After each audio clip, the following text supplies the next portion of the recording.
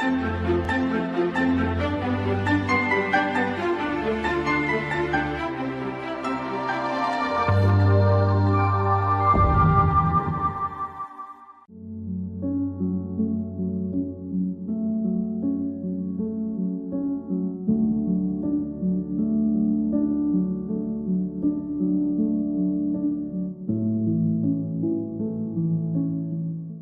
শিক্ষার্থী, আজকের এই আলোচনায় আপনাদের সকলকে স্বাগত জানাই।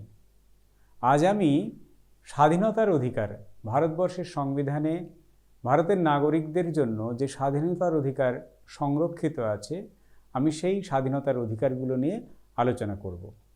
ভারতবর্ষের সংবিধানে নাগরিকদের জন্য যে অধিকারগুলো রাখা হয়েছে, বিশেষ করে মৌলিক অধিকারগুলো রাখা হয়েছে, তার মধ্যে দ্বিতীয় অধিকারটি হচ্ছে স্বাধীনতার অধিকার।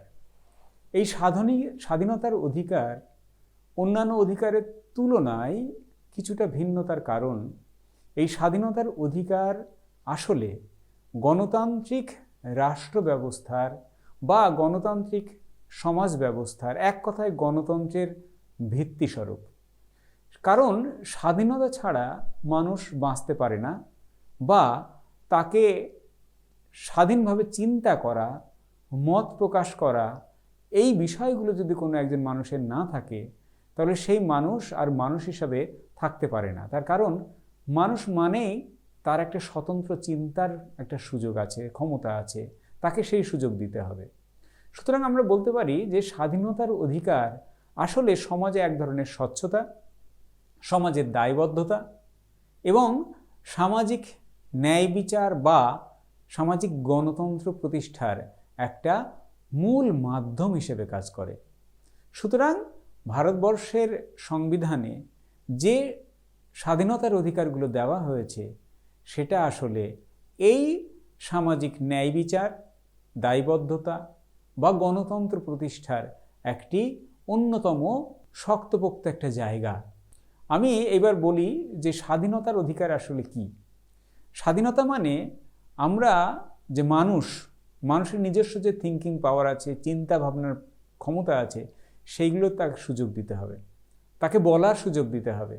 এবং এই বলা, চিন্তা করা এবং নাগরিক হিসেবে রাষ্ট্রের সর্বত্র তার যাতায়াত করা, বসবাস করা, এই ধরনের বিষয়গুলো তাকে সুযোগ দিতে হবে।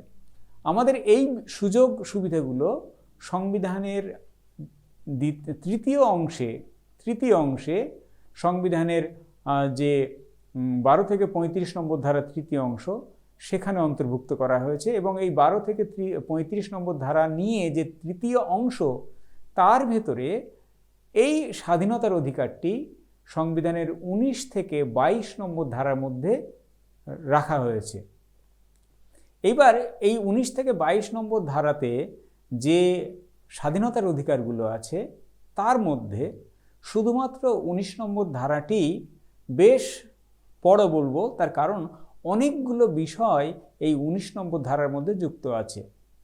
বলা ভালো, স্বাধীনতার যে মূল বিষয়গুলো, সেই মূল বিষয়গুলোই আসলে এই 19 নম্বর ধারায় রাখা আছে। এবং খুব ভালোভাবে যদি আমরা বিশ্লেষণ করি, তাহলে দেখব যে 19 নম্বর ধারা আসলে দুটি ভাগে বিভক্ত। কি রকম না, এই দুটি ভাগের প্রথম ভাগে আছে যে অধিকারগুলো। 19 নম্বর ধারার প্রথম ভাগে আছে নাগরিকদের জন্য সংরক্ষিত স্বাধীনতার অধিকারগুলো।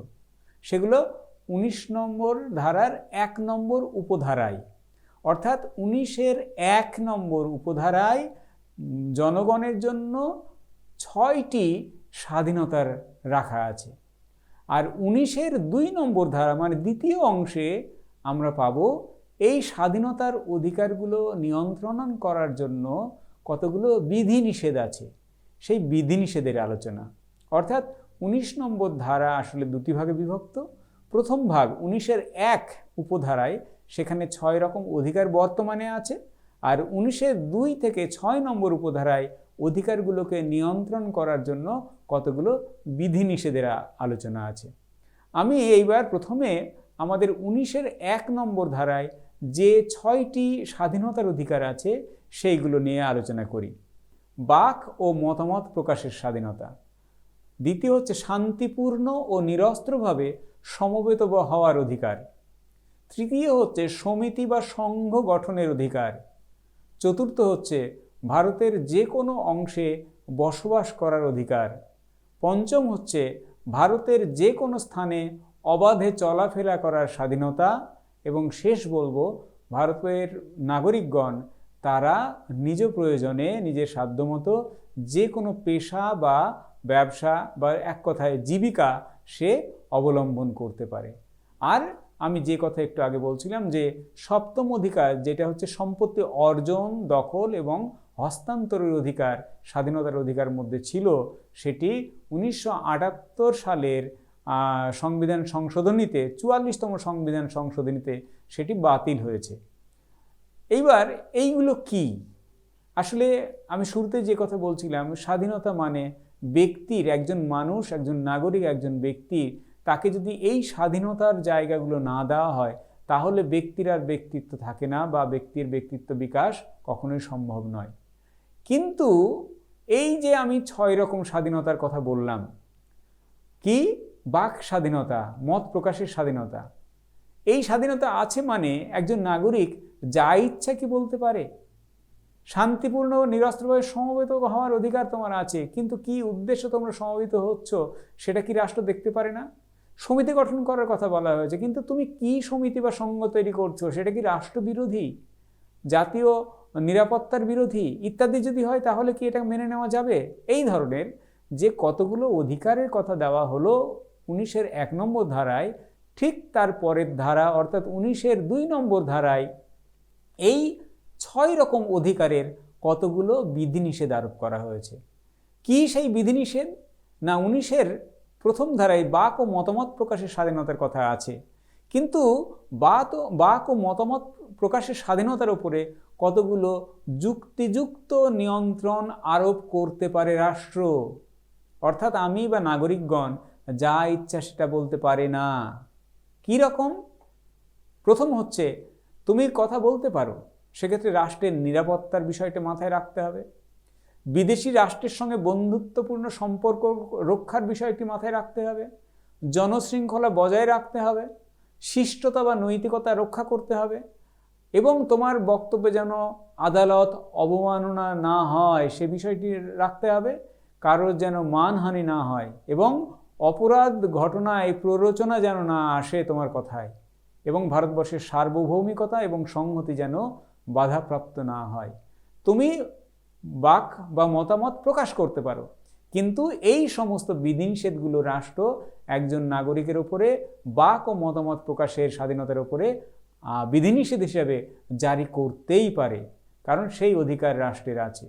এখানে বলা দরকার যে বিধিনিষেধ কথা বলা হচ্ছে, সেই বিধিনিষেধগুলো কতখানি হবে, রাষ্ট্রের নিয়ন্ত্রণ কোন পর্যায়ে যাবে, এই বিষয়ে আমরা বিভিন্ন মত আমরা লক্ষ্য করি। কিন্তু একথা ঠিক, বিতর্ক থাকতে পারে, কিন্তু জনশৃঙ্খলা রক্ষা, বিদেশি রাষ্ট্রের সঙ্গে সুসম্পর্ক বজায় রাখা, এই বিষয়গুলোকে কখনোই রাষ্ট্র ছাড় দেয় না।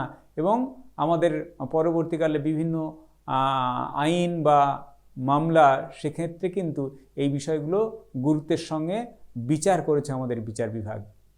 এরপরে এইগুলো বললাম বাক ও মতামত প্রকাশের স্বাধীনতার বিষয়ে।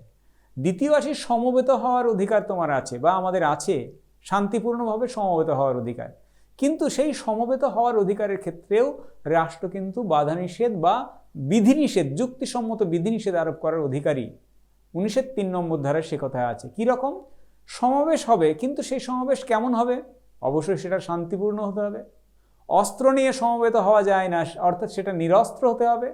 তাছাড়া তোমার সমাবেশ দ্বারা জনশৃঙ্খলা যেন বিঘ্নিত না হয়, ভারতবর্ষের রাষ্ট্রীয় সার্বভৌম এবং সংহতি যেন রক্ষিত হয়, সেই বিষয়গুলো তোমাকে দেখতে হবে। এই বিষয়গুলো অর্থাৎ শান্তিপূর্ণ, নিরস্ত্র এবং জনশৃঙ্খলা এবং ভারতবর্ষের সার্বভৌমিকতার প্রশ্ন, এই প্রশ্নে আমাদের সমবেত হওয়ার অধিকারের উপরে রাষ্ট্র বিধিনিষেধ আরোপ করতে পারে। এরপরে বলি সমিতি বা সংঘ গঠনের অধিকারের ক্ষেত্রেও জনশৃঙ্খলা, সদাচার, এই ধরনের যুক্তি আরোপ করে রাষ্ট্র বিধিনিষেধ আরোপ করতে পারে। যাতে করে কোনো সংঘ সমিতি যেন ষড়যন্ত্রমূলক, রাষ্ট্রের বিরুদ্ধে ষড়যন্ত্রমূলক কাজে লিপ্ত না হতে পারে। অর্থাৎ এমন সংঘ, এমন সমিতি যেগুলো রাষ্ট্রীয় নিরাপত্তা বা রাষ্ট্রীয় শান্তির ক্ষেত্রে বিঘ্নস্বরূপ, সেইগুলোকে আটকাতে পারে রাষ্ট্র, অর্থাৎ বিধিনিষেধ সেই ক্ষেত্রে জারি করতে পারে। এই সুযোগ দেওয়া আছে 19-এর 4 নম্বর ধারায়। অর্থাৎ এই বিধিনিষেধগুলো দেওয়া হলো রাষ্ট্রকে, আর 19-এর 1 নম্বর ধারার অধিকারগুলো দেওয়া হলো জনগণকে বা নাগরিককে। এরপরে আসি 19-এর 5 নম্বর উপধারায় কি বলা হলো? স্বাধীনভাবে চলাফেরার অধিকার আছে। কিন্তু সেই চলাফেরার অধিকারের অর্থ এই নয় জনগণ ভারতবর্ষের যে কোনো জায়গায় তারা অবারিত দ্বার, যে কোনো জায়গায় তারা বিনা নিয়ন্ত্রণে ঘুরবে, সেটা কিন্তু হতে পারে না। তার কারণ রাষ্ট্রীয় নিরাপত্তা, জনশৃঙ্খলা ইত্যাদি বিষয়গুলো রাষ্ট্রকে দেখতে হয়।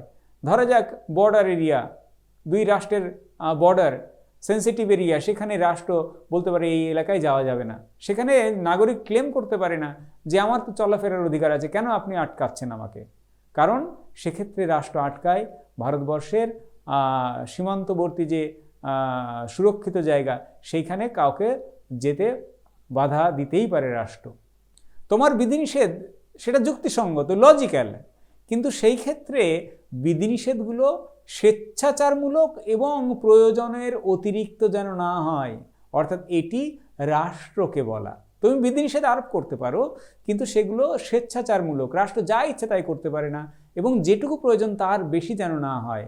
আর দ্বিতীয় বৈশিষ্ট্য কি তাদের কোর্টের ভার্সন থেকে আমরা পাই, সেটা হচ্ছে ব্যক্তি স্বাধীনতা এবং সামাজিক স্বার্থের মধ্যে একটা যথাসম্ভব সামঞ্জস্য বিধান করতে হবে সেই বিধিনিষেধে। অর্থাৎ এমন আমি বিধিনিষেধ করলাম যাতে করে ব্যক্তি এবং সামাজিক স্বার্থ জলাঞ্জলি গেল, এটা কিন্তু করা যাবে না। বিধিনিষেধের সময়তে আমাকে সামাজিক এবং ব্যক্তি স্বার্থ আমাকে রাখতে হবে মাথায়, রাষ্ট্রকে। অধ্যাপক দুর্গাদাস বসু, একজন সংবিধান বিশারদ, তিনিও বলেছেন যে এই বিধিনিষেধ আরোপের ক্ষেত্রে পদ্ধতি, বিধিনিষেধ কীভাবে আমি আরোপ করছি সেই পদ্ধতিও হবে যথাযথ এবং ন্যায়সঙ্গত, ফেয়ার অ্যান্ড জাস্ট। ন্যায়সঙ্গত হতে হবে এবং ফেয়ার হতে হবে, যথাযথ হতে হবে। অর্থাৎ আইনে, সংবিধানে যেভাবে যেমনভাবে বলা আছে তুমি সেইভাবে তুমি বিধিনিষেধ আরোপ করতে পারো। তোমার ইচ্ছে মতো অন্যায়ভাবে, অনৈতিকভাবে বা ইনজাস্ট, অন্যায্যভাবে তুমি সেগুলো আরোপ করতে পারো না। অধ্যাপক জোহারি এই বিধিনিষেধ প্রসঙ্গে তিনি দেখিয়েছেন যে কতগুলো জেনারেল প্রিন্সিপালসের কথা এখানে মাথায় রাখতে হবে। কি? এই মামলার যে রায়ের কথা একটু আগে উল্লেখ করলাম, সেই রায়ের অ্যানালিসিস করে অধ্যাপক জোহারি বলছেন যে যে নীতিগুলো আমাদের মেনে চলা দরকার সেগুলো কি, মানে রাষ্ট্রের মেনে চলা দরকার। অধিকারের সীমা এবং তার নিয়ন্ত্রণ কতখানি হবে তার মধ্যে ভারসাম্য রাখতে হবে। যদি এটা না রাখা যায় তাহলে কিন্তু অধিকার যথাযথভাবে জনগণ, নাগরিকগণ পাবেন না। সাধারণ নাগরিকদের ক্ষেত্রে বিধিনিষেধের উদ্দেশ্য এবং বক্তব্যগত দিক থেকে বিচার করতে হবে। আমি যখন বিধিনিষেধ করছি তখন কেন করছি নাগরিকদের প্রেক্ষিতে বুঝতে হবে। আমি রাষ্ট্রের প্রেক্ষিতে বুঝলে হবে না। অধিকারগুলো তো স্বাধীনতা দিয়েছি নাগরিককে, সুতরাং নাগরিকের প্রেক্ষিতে গিয়ে বুঝতে হবে আমি কতখানি বিধিনিষেধ আরোপ করতে পারি। আর অবশ্যই অধ্যাপক জোহারি দেখিয়েছেন যে বিধিনিষেধগুলো অবশ্যই সামাজিক লক্ষ্যের প্রয়োজনের সঙ্গে সামঞ্জস্যপূর্ণ কিনা সেটাও দেখা দরকার। অর্থাৎ আমি এমন বিধিনিষেধ আরোপ করলাম, রাষ্ট্রের স্বার্থই বড় করে দেখলাম, কিন্তু বৃহত্তর সমাজের সেখানে আদৌ ফিট করছেন বা সমাজের পক্ষে ক্ষতিকর, তাহলে সেটা কিন্তু ভেবে দেখার প্রয়োজন আছে। অর্থাৎ এই যে বিধিনিষেধ সেইগুলো কতখানি হবে, কত মাত্রায় হবে, সেই বিষয়ে একটা বিতর্কের অবকাশ আছে। তার কারণ বিভিন্ন ইস্যুতে, বিভিন্ন ঘটনায় রাষ্ট্র যখন এই বিধিনিষেধগুলো, বিশেষ করে স্বাধীনতার অধিকারের উপরে বিধিনিষেধ আরোপ করে, তখন এই ভারসাম্যের প্রশ্নটি বারে বারেই আসে। এবং আমরা লক্ষ্য করেছি এই ভারসাম্যের জটিলতা যখন আমাদের সামনে এসেছে, বিভিন্ন সময়তে আদালতে বিচার চেয়ে কোর্টে গিয়েছে সাধারণ মানুষ, কখনো সংগঠন, এবং সেই কোর্টও কিন্তু সেই বিধিনিষেধের ক্ষেত্রে সামগ্রিক ব্যক্তি এবং সামগ্রিক সামাজিক স্বার্থের একটা ভারসাম্য রাখার ক্ষেত্রেই পরামর্শ দিয়েছে বারে বারে। এই গেল 19 নম্বর ধারা। আমি এবার আসব 20 নম্বর ধারার কথা। অর্থাৎ 20 নম্বর ধারার মূল নির্যাস যদি বলি, সেখানে আসলে দণ্ড, পানিশমেন্ট, সেই দণ্ড সম্পর্কে কতগুলো দণ্ডিত মানুষকে বা নাগরিককে কতগুলো সুরক্ষার দেওয়ার কথা বলা হয়েছে। এই সুরক্ষাগুলোকে এক কথায় এক্স পোস্ট ফ্যাক্টো আইন, সেগুলো আমি উল্লেখ করব, এবং ডাবল জিওপার্ডির কথা উল্লেখ করব। ডাবল জিওপার্ডি হচ্ছে দ্বিতীয়বার শাস্তি, এবং একজন নাগরিককে তার নিজের বিরুদ্ধে সাক্ষ্য দিতে বাধ্য করা যায় না। 20 নম্বর ধারাতে দণ্ডপ্রাপ্ত বা অভিযুক্ত একজন নাগরিক সে কিছু অধিকার ভোগ করতে পারে। 20 নম্বর ধারায় সেই অধিকারগুলোই উল্লেখ করা আছে। যেমন 20-1 ধারায় বলা হয়েছে, কোনো কাজের জন্য কোনো ব্যক্তিকে অভিযোগ করা হলে যে সময়ে ওই কাজটি ঘটেছে সেই সময়ের প্রচলিত আইন লঙ্ঘনের জন্য যদি অপরাধ হয় তবেই তাকে অভিযুক্ত করা যাবে, এবং অপরাধ সাব্যস্ত হলে তাকে শাস্তি দেওয়া যাবে। এক কথায় 20-1 নম্বর ধারায় বলা হচ্ছে, অপরাধ যখন ঘটেছে ঠিক সেই সময় যে প্রচলিত আইন আছে সেই আইনের চোখে যদি সেই ঘটনা আইন লঙ্ঘন হয় তবে সেটা অপরাধ, এবং সেই সময়ের আইনে সেই আইন লঙ্ঘনের জন্য যে শাস্তি তাকে সেটাই দেওয়া যেতে পারে। অর্থাৎ যখন অপরাধ সংঘটিত হচ্ছে ঠিক সেই সময়কার প্রচলিত আইনের দ্বারাই তাকে দোষী সাব্যস্ত করা যাবে। 20-2 নম্বর ধারায় এই ডাবল জিওপার্ডির কথা বলা হচ্ছে।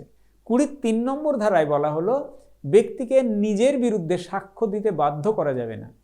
কোনো অভিযুক্ত ব্যক্তিকে নিজের ইচ্ছের বিরুদ্ধে সাক্ষ্য দিতে বাধ্য করা যায় না। এরপরে আসি 21 নম্বর ধারায়। 21 নম্বর ধারা ভারতবর্ষের স্বাধীনতা, ভারতবর্ষের সংবিধানের একটা অন্যতম উল্লেখযোগ্য এবং স্বাধীনতার প্রশ্নে, ব্যক্তি জীবনের স্বাধীনতার প্রশ্নে খুব গুরুত্বপূর্ণ একটি ধারা, 21 নম্বর অনুচ্ছেদ বা 21 নম্বর ধারা, যেখানে ব্যক্তির জীবন এবং ব্যক্তিগত স্বাধীনতার সুরক্ষার কথা বলা হয়েছে। কোনো ব্যক্তিকে আইনানুগ প্রক্রিয়া ছাড়া তার জীবন বা ব্যক্তিগত স্বাধীনতা থেকে বঞ্চিত করা যায় না। 21 নম্বর ধারায় মূল কথা হচ্ছে, কোনো ব্যক্তি, ভারতবর্ষের যে কোনো নাগরিক, তাকে আইনগত প্রক্রিয়া ছাড়া তার জীবন এবং ব্যক্তিগত স্বাধীনতা থেকে বঞ্চিত করা যায় না। এই জীবন এবং ব্যক্তিগত স্বাধীনতার অন্তর্ভুক্ত হতে পারে তার গোপনীয়তার অধিকার, পরিচ্ছন্ন পরিবেশ পাওয়ার অধিকার, স্বাস্থ্যসেবার অধিকার ইত্যাদি। আমি এইবার এই যে জীবন এবং ব্যক্তি স্বাধীনতার কথা বলছি 21 নম্বর ধারায়, সেখানে কি আছে না, 21 নম্বর ধারায় ঘোষণা করা হয়েছে যে আইনসঙ্গত পদ্ধতি ছাড়া কোনো ব্যক্তিকে তার জীবন ও ব্যক্তিগত স্বাধীনতা থেকে বঞ্চিত করা যাবে না। 22 নম্বর ধারায় যে ব্যক্তিকে গ্রেপ্তার ও আটকের বিরুদ্ধে তাকে, যিনি গ্রেপ্তার হচ্ছেন তাকে কিছু অধিকার দেওয়া হচ্ছে। এই 21 এবং 22 এইগুলো খুব রিলেটেড এবং যুক্তিযুক্ত নাগরিক অধিকারের প্রশ্নে। আর ব্যক্তিগত স্বাধীনতা কি? ব্যক্তিগত স্বাধীনতা আসলে দুটি ভাবে এটাকে ব্যাখ্যা করা যেতে পারে। একটি হচ্ছে সংকীর্ণ অর্থে ব্যক্তিগত স্বাধীনতা, আর ব্যাপক অর্থে ব্যক্তিগত স্বাধীনতা। সংকীর্ণ অর্থে স্বাধীনতা কি? আমি 19-1 নম্বর ধারায় যে অধিকারগুলোর কথা বলা হয়েছে সেগুলোকে অনেকেই সংকীর্ণ অর্থে ব্যক্তি স্বাধীনতার কথা বলেন। আর 21 নম্বর ধারায় যে স্বাধীনতার কথা বলছি সেগুলোকে ব্যাপক অর্থে ব্যক্তি স্বাধীনতার কথা বলতে পারি। আর ভারতবর্ষের সংবিধান এবং সেই সংবিধানের ব্যাখ্যা যে সুপ্রিম কোর্ট বা বিভিন্ন আদালত করেছে, তার অভিমুখ যদি আমরা ব্যাখ্যা বিশ্লেষণ করি তাহলে ভারতবর্ষের ব্যক্তিগত স্বাধীনতার যে ধারণা, সেখানে আমরা দেখব যে ব্যাপক অর্থে যে ব্যক্তি স্বাধীনতা সেটা কিন্তু গৃহীত হয়নি।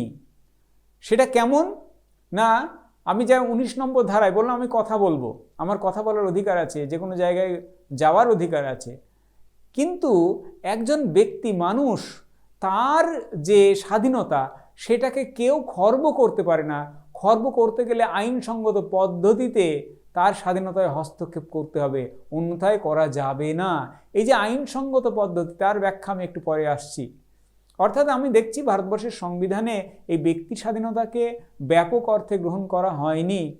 কারণ এই ব্যাপক অর্থে হয়নি কেন বলছি না, প্রথম দিকে মামলায় যে সমস্ত রায় এসছে সেখানে সংকীর্ণ অর্থে গ্রহণ করা হয়েছে, কিন্তু পরবর্তীকালে একটা মামলার কথা বলবো, 1964 সালে সুপ্রিম কোর্টে একটা মামলা হয়েছিল, খড়গ সিং বনাম উত্তরপ্রদেশ রাজ্য মামলা।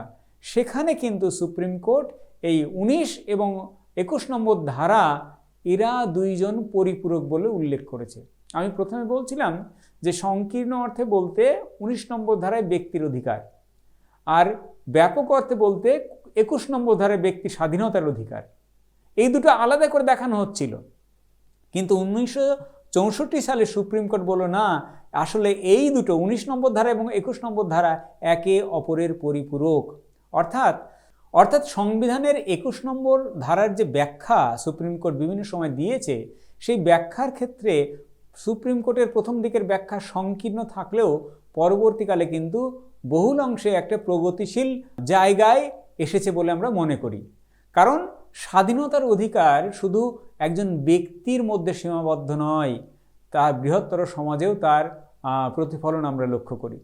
এই ব্যক্তি স্বাধীনতার, আমি ব্যক্তি স্বাধীনতার কথা বলছিলাম, ব্যক্তি স্বাধীনতার যে অধিকারের বিষয়টি, তার ইতিহাস যদি আমরা দেখি তাহলে দেখা যাবে এই ব্যক্তি স্বাধীনতার অধিকারটি গ্রেট ব্রিটেনের যে ম্যাগনা কার্টা ঐতিহাসিক মহাসনদ, তার ভেতরেও এই ব্যক্তি স্বাধীনতার বিষয়টি উল্লিখিত ছিল। এবং তার হাত ধরেই আমরা দেখব ভারতবর্ষের সংবিধান প্রণেতারা যখন সংবিধান রচনা করছেন তখন এই ব্যক্তিগত স্বাধীনতার কথাটি আসে। তার কারণ সংবিধানের মূল যে খসড়া, সেখানে শুধু স্বাধীনতার কথা ছিল, ব্যক্তিগত কথাটি ছিল না। সেই খসড়া কমিটির আলোচনায় BN রাও তিনি পরামর্শ দিয়েছিলেন এই স্বাধীনতা শব্দের আগে ব্যক্তিগত শব্দটি জুড়ে দিতে হবে, এবং সেটি হয়।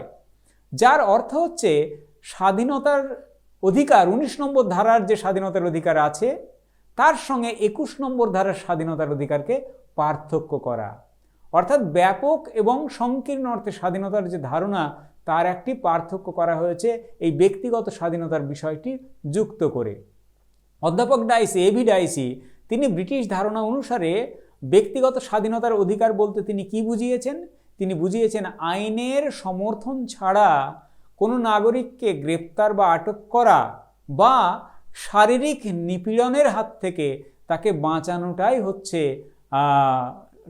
ব্যক্তিগত স্বাধীনতার অধিকার। অর্থাৎ আমরা গ্রেট ব্রিটেনের যে ম্যাগনা কার্টা, অধ্যাপক ডাইসি তার ব্যাখ্যা এবং ভারতবর্ষের পরবর্তীকালে সুপ্রিম কোর্টের পরবর্তী যে রায়, সেখানে গিয়ে আমরা দেখছি ব্যক্তি স্বাধীনতার যে ধারণা, সেখানে সংকীর্ণ এবং ব্যাপক এই দুটোর মধ্যে ভেদাভেদ অনেকটাই বিলীন হতে যাচ্ছে বা কমেছে।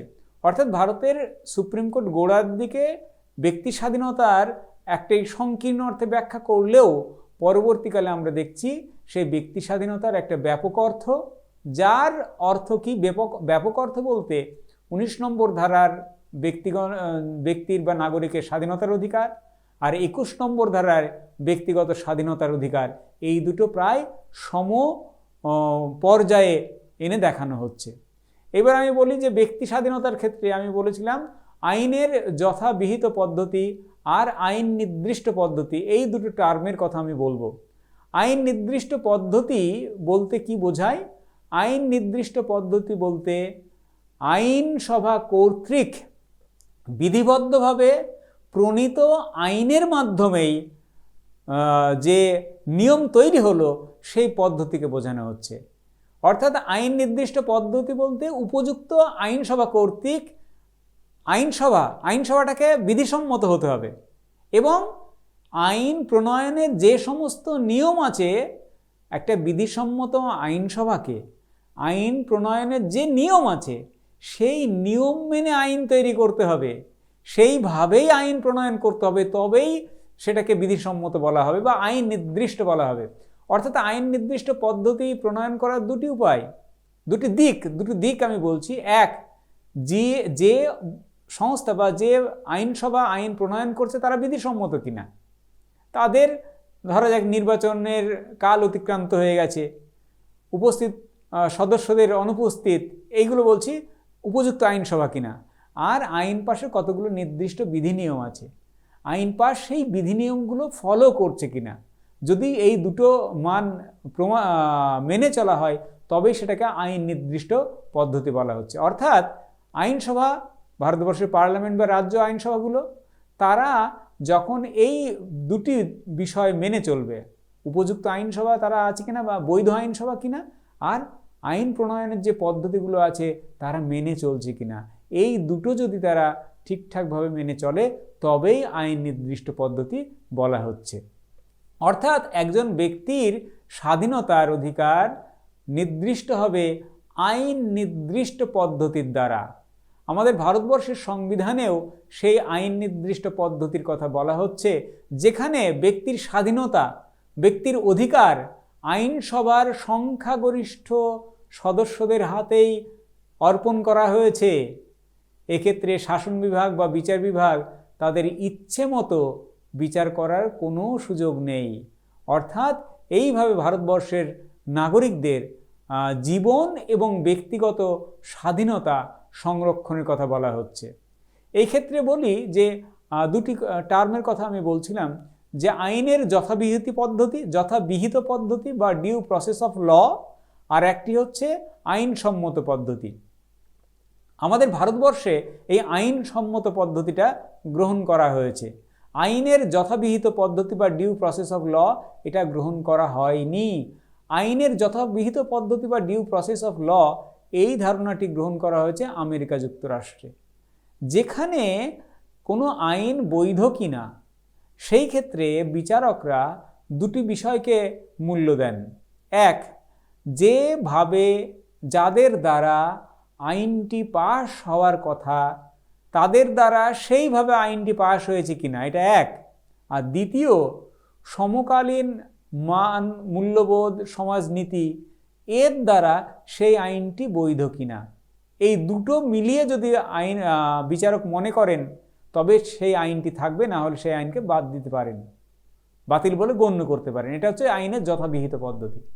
এই আইনের যথাবিহিত পদ্ধতির দ্বিতীয় যেটা, যে সমকালীন সমাজবোধ ন্যায় নীতির অনুসারী কিনা। কে ঠিক করবে সমাজবোধ বা ন্যায় নীতির অনুসারী কিনা? সেটা তো লেখা নেই কোথাও, কিন্তু আইনসভা কিভাবে আইন পাশ করে সেটা লেখা আছে, বৈধ আইনসভা কি সেটা লেখা আছে, কিন্তু এই দ্বিতীয়টা লেখা থাকে না। এটা পুরোপুরি চলে যায় বিচারকদের ব্যক্তিগত ইচ্ছা অনিচ্ছার উপরে। সুতরাং সেটা অনেকটাই যথাবিহিত পদ্ধতির তুলনায় আমাদের আইন নির্দিষ্ট পদ্ধতিটি অনেকটাই গণতন্ত্রের পক্ষে উপযোগী বলে আমাদের সংবিধানের খসড়া কমিটি মনে করেছিল। অর্থাৎ সংবিধানের খসড়া committee due process of law বা আইনের যথাবিহিত পদ্ধতি এটি নেয়নি, তার পরিবর্তে আইন নির্দিষ্ট পদ্ধতি বা এই কথাগুলি ব্যবহার করা হয়েছে, যেখানে আমরা দেখব যে বৈধ আইনসভা আইন প্রণয়নের বৈধ পদ্ধতি অনুযায়ী যদি আইন বিধি রচনা করে, সেই বৈধ আইন বিধির অনুসারে ব্যক্তির জীবন ও সম্পত্তির স্বাধীনতা থেকে তাকে বঞ্চিত করা যেতে পারে, তার বাইরে করা যাবে না। সুতরাং এই ভারতবর্ষের সংবিধানে যে আইন নির্দিষ্ট পদ্ধতি, এটা নির্দিষ্ট করে ব্যক্তি স্বাধীনতা বলা ভালো, নাগরিকের জীবন ও ব্যক্তি স্বাধীনতার অধিকারকে বিশেষভাবে গুরুত্ব দিয়েছে। এরপরে আমি এই ব্যক্তি এবং ব্যক্তির জীবন ও ব্যক্তিগত স্বাধীনতার প্রশ্নে আরেকটি বিষয় এখানে উল্লেখ করার প্রয়োজন। তার কারণ 44তম সংশোধনী আইনের ফলে আমাদের এই ধারার কিছু গুরুত্ব আরোপ করা হয়েছে এখানে। তার কারণ আমরা দেখব যে মূল সংবিধান যেখানে আছে, সেই মূল সংবিধানের 359 নম্বর ধারা অনুযায়ী রাষ্ট্রপতি জরুরি অবস্থা জারি হওয়ার পর তার অধিকার বলে এই তৃতীয় অধ্যায়ের সকল মৌলিক অধিকারকে তিনি সাময়িকভাবে স্থগিত রাখতে পারতেন। অর্থাৎ রাষ্ট্রপতিকে সেই ক্ষমতা দেওয়া হয়েছিল।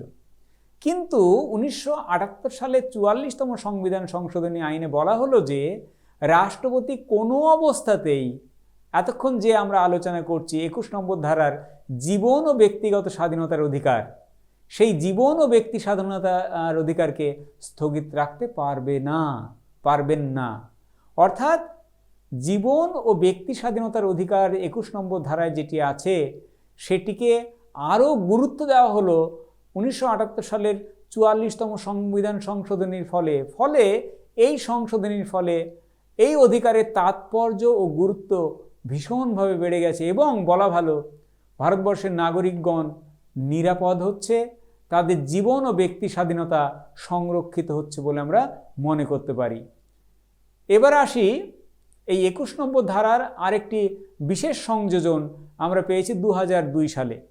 21-এর ক নামক একটি উপধারা 2002 সালের সংবিধানের 86তম সংশোধনীতে সংযুক্ত হয়েছে, যে সংশোধনীর বিষয় হচ্ছে রাষ্ট্র 6 থেকে 14 বছর বয়সী সকল শিশুকে বিনামূল্যে এবং বাধ্যতামূলকভাবে শিক্ষা প্রদান করবে। দুটি কথা, বিনামূল্যে এবং বাধ্যতামূলকভাবে 6 থেকে 14 বছর বয়সী সকল শিশুকে শিক্ষা প্রদান করবে। অর্থাৎ শিক্ষার অধিকার আইনটি 21-এর ক নম্বর উপধারায় সংযুক্ত হয়েছে, যাতে করে একদিকে বাধ্যতামূলক এবং বিনামূল্যের শিক্ষা সুনিশ্চিত হলো 6 থেকে 14 বছর বয়সী প্রত্যেক শিশুর, ভারতীয় শিশুর, আর রাষ্ট্র এই দায়িত্ব গ্রহণ করেছে, যার ফলে শিক্ষা যে মৌলিক অধিকার, সাংবিধানিক অধিকার, সেই সাংবিধানিক সুরক্ষা প্রদান করা হয়েছে এই সংবিধান সংশোধনীর মাধ্যমে, যাতে করে ভারতবর্ষের বা ভারতীয় জাতির সামাজিক সাম্য প্রতিষ্ঠায় একটা ইতিবাচক ভূমিকা নেবে বলে আমাদের সংবিধান প্রণেতারা বা সংবিধান যারা সংশোধন করেছেন তারা মনে করছেন। এরপরে আসি আমাদের সংবিধানের স্বাধীনতার অধিকারের শেষ ধারা 22 নম্বর ধারা। 22-এর 1 নম্বর ধারায় বলা হলো কোনো ব্যক্তিকে গ্রেপ্তার করা হলে তাকে গ্রেপ্তারের কারণ জানাতে হবে। আটক ব্যক্তিকে তার পছন্দ মতো আইনজীবীর সঙ্গে পরামর্শ করার সুযোগ দিতে হবে, যাতে করে তিনি আত্মপক্ষ সমর্থনের সুযোগ পান। 22-এর 2 ধারায় ধৃত ব্যক্তিকে বা ধৃত নাগরিককে গ্রেপ্তারের 24 ঘন্টার মধ্যে নিকটতম ম্যাজিস্ট্রেট এজলাসে হাজির করতে হবে এবং ম্যাজিস্ট্রেটের অনুমতি ছাড়া ওই সময়ের বেশি তাকে আটক রাখা যাবে না। তবে গ্রেপ্তারের জায়গা থেকে ম্যাজিস্ট্রেটের আদালত এই যে ডিস্টেন্স অতিক্রম করতে যে সময়টুকু লাগে সেটা ওই 24 ঘন্টার সঙ্গে অ্যাড হবে। ধরা যাক 2 ঘন্টা যদি লাগে তাহলে 26 ঘন্টা হবে, অর্থাৎ 24 ঘন্টার মধ্যে ম্যাজিস্ট্রেটের এজলাসে নিয়ে যেতে হবে। আসতে যদি 2 ঘন্টা লাগে তাহলে 26 ঘন্টার মধ্যে তাকে নিয়ে যেতে হবে। এছাড়াও সুপ্রিম কোর্টের কতগুলো সিদ্ধান্তের কথা এখানে উল্লেখ করব, যেখানে আটককারী কর্তৃপক্ষ যিনি আটক করছেন সেই অথরিটিকে 24 ঘন্টার মধ্যে আটক ব্যক্তির আত্মীয় স্বজন বা বন্ধুবান্ধবকে আটক সম্পর্কে লিখিতভাবে অবহিত করতে হবে। সুপ্রিম কোর্টে আরও সিদ্ধান্ত আছে এইরকম যে সকল গ্রেপ্তারের ক্ষেত্রে 22-এর 1 এবং 22-এর 2 যে ধারা আমি উল্লেখ করছি সেই অনুচ্ছেদের আওতায় আসবে না, কারণ সব অ্যারেস্ট কিন্তু একই নয়। তার কারণ ধরা যাক রাষ্ট্রদ্রোহ, জঙ্গি কার্যকলাপ, বা বিদেশিদের বহিষ্কারের নির্দেশ আছে, এইরকম যদি কিছু ঘটনা ঘটে তাহলে কিন্তু তাকে যে ওই যে 1 এবং 2 নম্বর ধারায় আটক ব্যক্তিকে যে অধিকার কথা বলছি সেগুলো রাষ্ট্র নাও দিতে পারে। এছাড়াও মানবাধিকার কমিশন নির্দেশ দিয়েছে কতগুলো, তার মধ্যে একটা উল্লেখযোগ্য নির্দেশ হচ্ছে কোনো মহিলাকে গ্রেপ্তার করা যদি প্রয়োজন হয় কর্তৃপক্ষের বা গ্রেপ্তার করা হবে, সেই ক্ষেত্রে গ্রেপ্তারকারী কর্তৃপক্ষকে মানতে হবে সূর্য ওঠা থেকে সূর্য অস্ত, এই যে দিনের বেলা, এই দিনের বেলাতেই তাকে অ্যারেস্ট করতে হবে। সূর্য অস্ত চলে গেল, সন্ধ্যা হয়ে গেল, সন্ধ্যা থেকে সকাল, এই যে রাত অন্ধকারের সময় কোনো মহিলাকে অ্যারেস্ট করতে পারে না পুলিশ, তাকে দিনের আলোয় অ্যারেস্ট করতে হবে। সাধারণভাবে আমরা দেখতে পারি যে আটক ব্যক্তি এই অধিকারগুলো ভোগ করবে। আমি 22-এর 1 এবং 22-এর 2 ধারার কথা বললাম, কিন্তু সেই ক্ষেত্রে কিছু ব্যতিক্রম আছে, যেমন নাগরিক ও বিদেশি, বিশেষ করে শত্রুভাবাপন্ন বিদেশি রাষ্ট্র যেখানে আছে তাদের ক্ষেত্রে এই আটক আইনের যে কথা আমি বললাম সেইগুলো একটু বিশেষভাবে প্রযোজ্য হবে। সেইগুলো 22-এর 3 ধারায় আছে। 22-এর 4 ধারা থেকে 7 ধারাতে নিবর্তনমূলক আটক আইনের বিষয়গুলো আছে। নিবর্তনমূলক আটক আইন কি না, সহজ কথায় নিবর্তনমূলক আটক আইন হচ্ছে একটা সতর্কতামূলক আইন। আটক কীরকম ভবিষ্যতে অপরাধ করতে পারে এই সন্দেহে তাকে আটক করছি। সে যে অপরাধ করেছে এমন নয়, প্রমাণ নেই, কিন্তু অপরাধ করতে পারে এই সন্দেহবশত তাকে আটক করা হতে পারে। সেই আটককে আমরা নিবর্তনমূলক আটক আইন বলতে পারি। সংবিধান অনুসারে এবং ভারতবর্ষের পার্লামেন্ট এবং রাজ্য আইনসভাগুলি এই ধরনের নিবর্তনমূলক আটক আইন রচনা করে বা প্রণয়ন করতে পারে। তবে এই নিবর্তনমূলক আটক আইনটিও যুগ্ম তালিকাভুক্ত। সেই ক্ষেত্রে কেন্দ্র এবং রাজ্য উভয়ে মিলে সেই আইনটি প্রণয়ন করবে। কোনো এই নিবর্তনমূলক আটক আইনের কোনো অংশ যদি কেন্দ্র বা রাজ্যের বিরোধী হয় তাহলে কেন্দ্রীয় ইচ্ছাটাই প্রাধান্য পাবে। আমি এখানে কতগুলো নিবর্তনমূলক আটক আইনের উদাহরণ দিচ্ছি, যেমন এসমা, তারপরে নাসা, কাফেপোসা, মিসা, পিডিআই, এইগুলো হচ্ছে কতগুলো নিবর্তনমূলক আইন। পিডিআই কি? প্রিভেন্টিভ ডিটেনশন অ্যাক্ট, যেটা সংবিধান প্রণয়নের পরপরে 1950 সালের 26শে জানুয়ারি সেই বছরেই এই আইনটি জারি করা হয়েছিল। Misa, maintenance of internal security act, 1971 সালে এটি জারি করা হয়েছিল। এই ধরনের বেশ কিছু নিবর্তনমূলক আটক আইন আমাদের ভারত সরকার বা রাষ্ট্রের স্বাধীনতার সুরক্ষার প্রশ্নে জারি করেছে। এই গেল মোটামুটি ভারতবর্ষের নাগরিকদের জন্য সংরক্ষিত স্বাধীনতার অধিকার। আর এই স্বাধীনতার অধিকার আছে বলেই ভারতবর্ষের গণতন্ত্র, ভারতবর্ষের স্বাধীনতা, ভারতবর্ষের গণতান্ত্রিক শাসন ব্যবস্থা সুনিশ্চিত, এবং এই সুনিশ্চিত শাসন ব্যবস্থায় নাগরিকগণও স্বাধীনতার অধিকার ভোগ করতে পারে। এবং বলা ভালো, ভারতবর্ষের নাগরিকদের এক কথায় অংশগ্রহণিতার সাথে সাথে তাদের ক্ষমতায়ন, সেটাও কিন্তু আমাদের এই অধিকারের মাধ্যমে আমরা নিশ্চিত করতে পেরেছি। এর সাথে অবশ্যই আমাদের এই কথা মাথায় রাখতে হবে, এই অধিকারের সাথে কিছু সীমাবদ্ধতা বা চ্যালেঞ্জ আছে। তার কারণ রাষ্ট্র কতখানি অধিকার সীমিত করবে সেই প্রশ্নে আমাদের বিরোধ আছে, বিতর্ক আছে। জনগণের স্বাধীনতা আর রাষ্ট্রীয় স্বাধীনতা, এই দুয়ের মধ্যে বিরোধ বাঁধলেই সেখানে ভারসাম্যের প্রয়োজন হয়। আর এই ভারসাম্য যতখানি ভালোভাবে সুনিশ্চিত হবে, ভারতবর্ষের গণতন্ত্র ততখানি শক্তপোক্ত হবে বলেই আমাদের বিশ্বাস। আমি এই বলেই আজকের আলোচনা শেষ করছি। ধন্যবাদ।